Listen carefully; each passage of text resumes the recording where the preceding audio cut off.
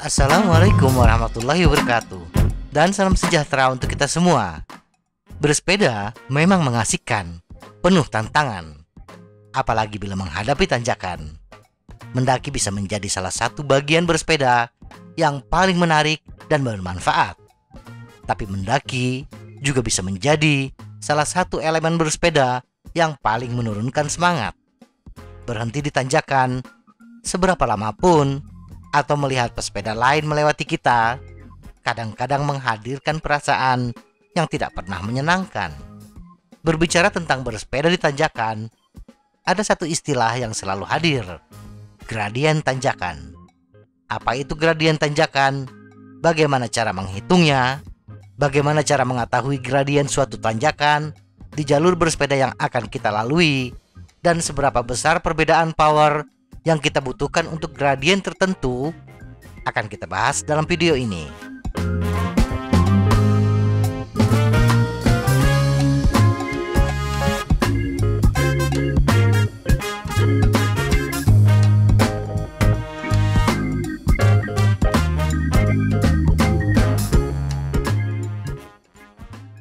Apa itu gradien tanjakan?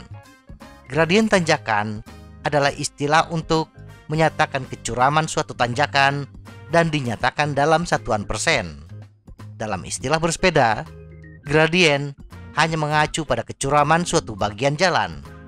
Jalan datar dikatakan memiliki kemiringan 0% dan jalan dengan kemiringan yang lebih tinggi, misalnya 10%, lebih curam dibandingkan jalan dengan kemiringan lebih rendah, misalnya 5%. Sebuah jalan menurun dikatakan memiliki gradien negatif. Satuan gradien.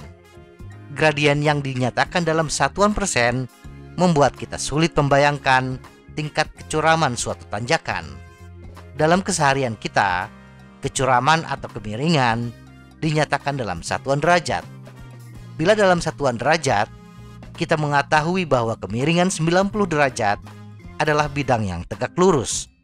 Maka kadang-kadang kita salah mengartikan bahwa gradien 100% adalah sama dengan kemiringan 90 derajat.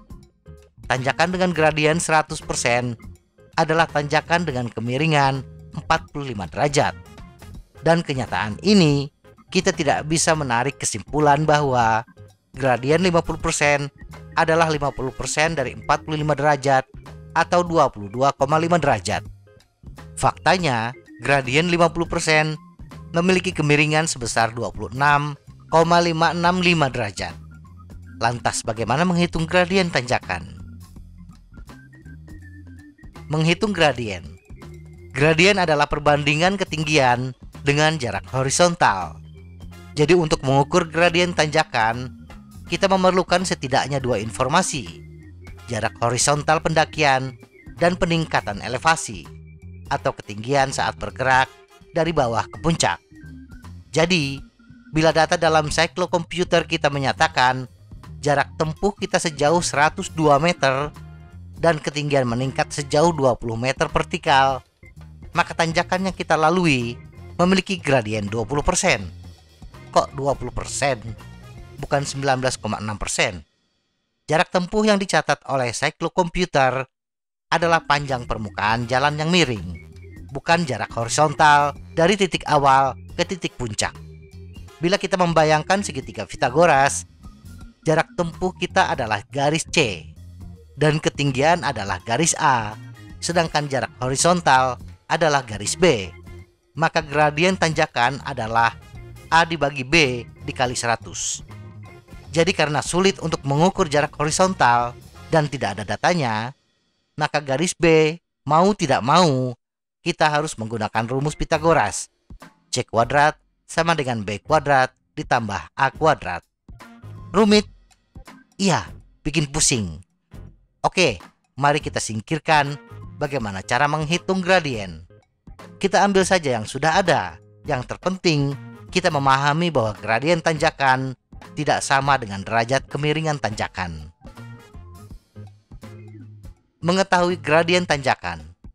Daripada kita pusing menghitung berapa gradien tanjakan, akan lebih mudah bila kita mengambil data gradien tanjakan suatu jalur dari aplikasi perruteuan populer Google Earth, Strava, dan Ride with GPS. Mari kita ambil Google Earth sebagai contoh. Dari jalur Caringin Tilu Bandung, 1 km sebelum puncak, kita mendapatkan data gradien rata-rata 16,2% dan turunan minus 7,8% dengan gradien tertinggi sebesar 36,8%. Dan kita juga dimungkinkan untuk mengetahui gradien pada titik tertentu dari jalur yang kita rencanakan. Perbandingan power untuk gradien tertentu. Secara akurat, kita sulit membandingkan power yang dibutuhkan untuk tanjakan dengan gradien yang berbeda. Kesulitan ini karena kondisi lingkungan dan kondisi fisik kita yang tidak sama. Tetapi setidaknya kita bisa membandingkan power yang dibutuhkan secara teori, yaitu dengan menggunakan rumus power.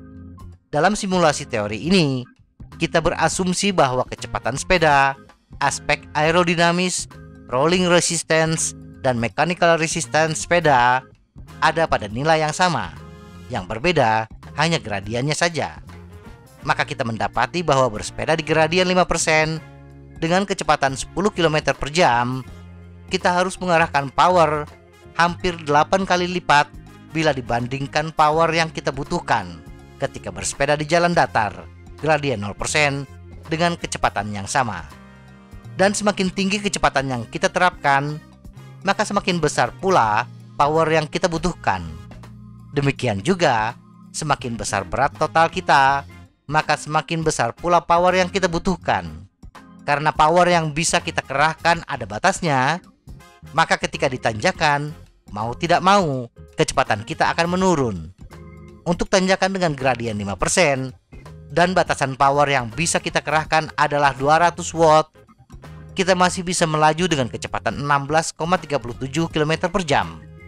Tetapi ketika gradien tanjakan naik menjadi 6%, kecepatan yang bisa kita capai hanya 14,35 km per jam dan terus menurun seiring naiknya gradien.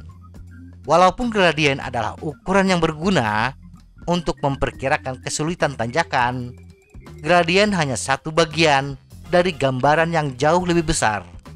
Jika kita menjelajahi rute lokal, maka ada baiknya bertanya kepada pesepeda lain yang pernah menaikinya dan dapatkan pengalaman mereka tentang tingkat kesulitan pada jalur yang pernah mereka lewati sebagai bahan pertimbangan kita.